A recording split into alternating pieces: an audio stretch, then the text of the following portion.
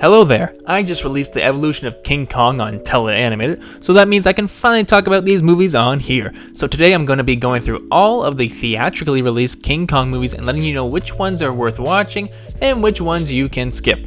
So without any further pause, let's get into it. So let's start with the ones that are probably so awful you should probably just skip them. And the worst of the worst is The Son of Kong, the 1933 film. It's just really boring. It's only about 60 minutes long, still somehow feels 3 times that length, and it's just the quickest cash grab I've ever heard of. It was released in 1933, within like 6 months of the original film or something, and it's just god-awful. Only like one of the actors or 2 of the actors come back from the first one, and it's just like a lot of filler for a movie that is the size of like 2 episodes of a TV show. And the King Kong model work in it is maybe only half as good as the first movie. I know there was budgetary restrictions and stuff, but this one is just skip it, guys. Son of Kong, do not watch it. And another stinker that I think you should skip, and while it's no way nearly as bad as Son of Kong, is the 1976 King Kong remake. It's pretty much the worst version of the kind of like the main story of King Kong, you know. There's some good acting in it from Jeff Bridges, but the rest of the film is kind of a mess, and the pacing is very slow, and it's just overly long, and they make some changes that don't really add to the story that much. So I would just probably skip this one as well. Like, maybe it isn't awful, but it's just not worth your time.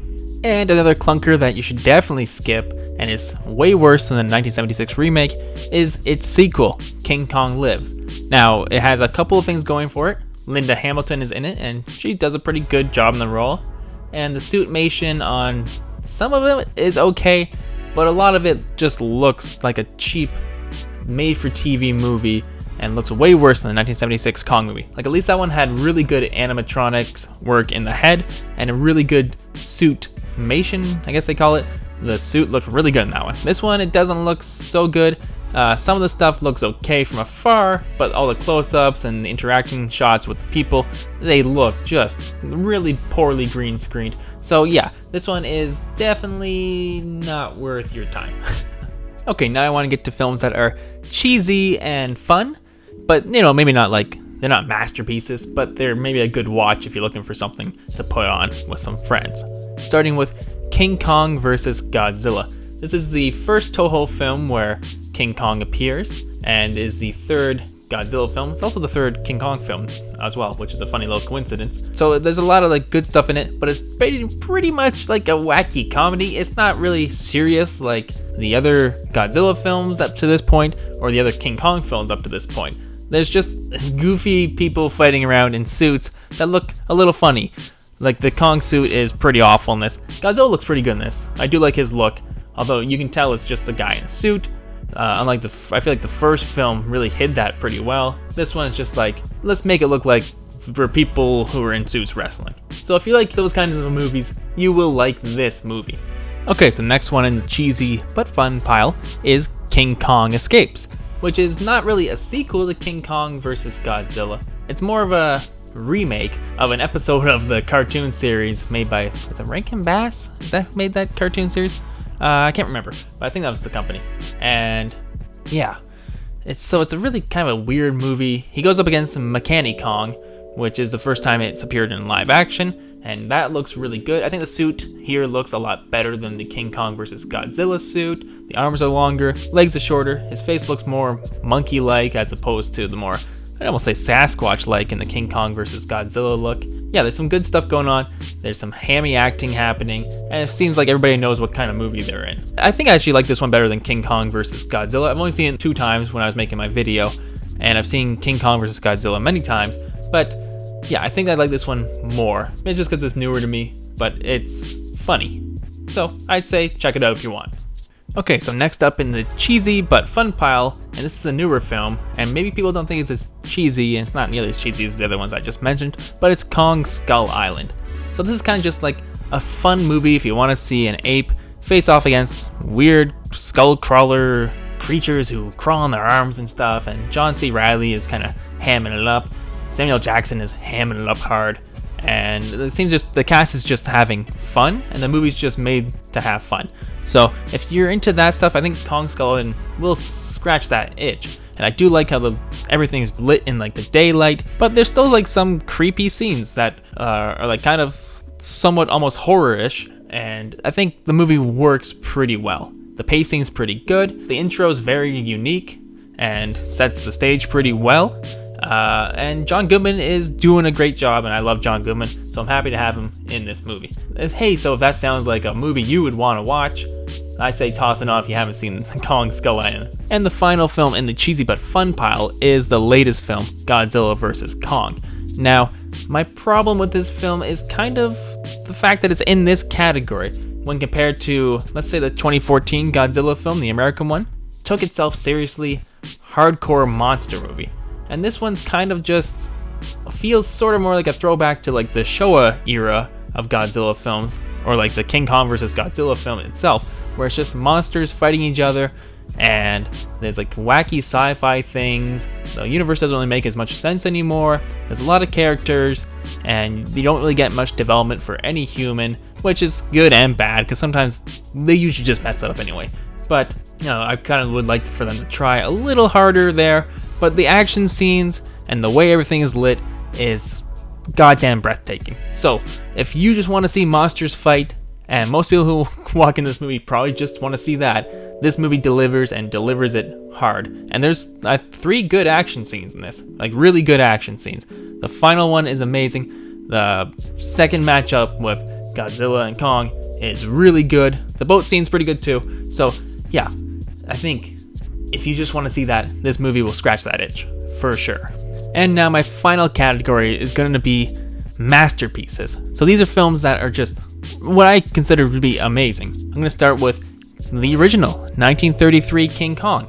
That one, it's hard to fathom, but it blew people's minds when it came out. The special effects that it pioneered, the stop motion, the story, just everything, the music, it all like flows together very well.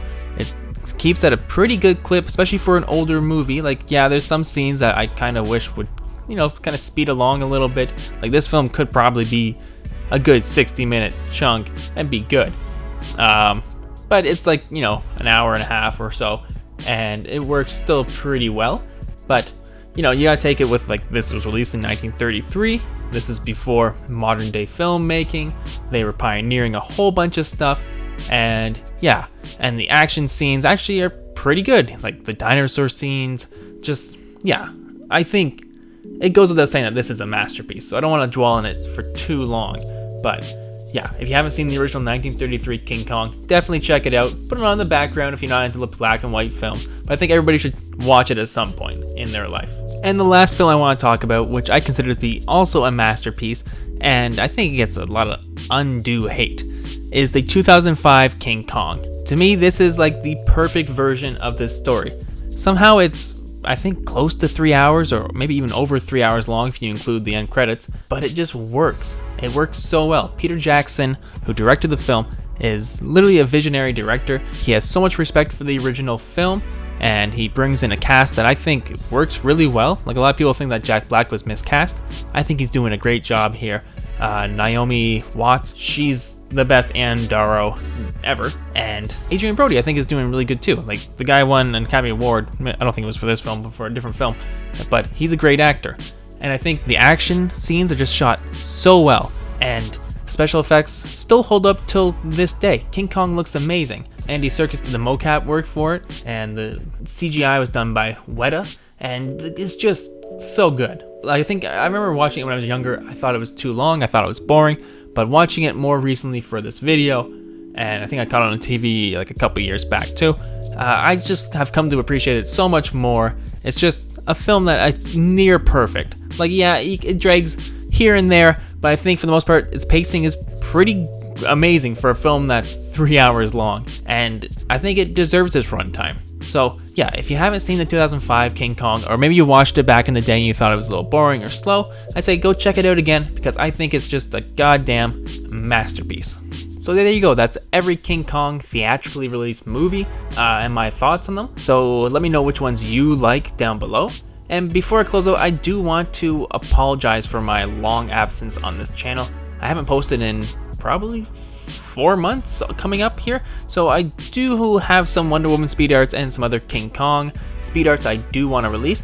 But to let you guys in on like a secret of sorts, my fiance left me early this year, and it really kind of messed me up. So I've been sort of filling my time with things that make me feel good, working out more, making good friends, going on adventures, hanging out with my dogs and taking them for good walks and hikes, learning new skills like mountain biking and longboarding, even though I keep injuring myself. But you know what Rocky says, it's not how hard you hit, it's how hard you can get hit and keep getting back up.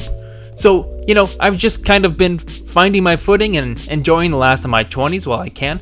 And so this channel has been a little bit neglected, so I may just try to release less scripted or planned videos here to keep putting out speed arts and other videos. But I do want to thank you if you've listened all the way to the end here, and just apologize for my absence again.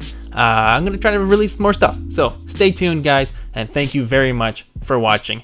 And until next time, oh wait, first I do want to thank some patrons, some new patrons, Caleb Chabra, hopefully I'm saying that right, and Pizza Time 69. They joined recently, so you can check out the evolution of King Kong animated. It's probably linked in the description or something. And until next time, I will tell you something later.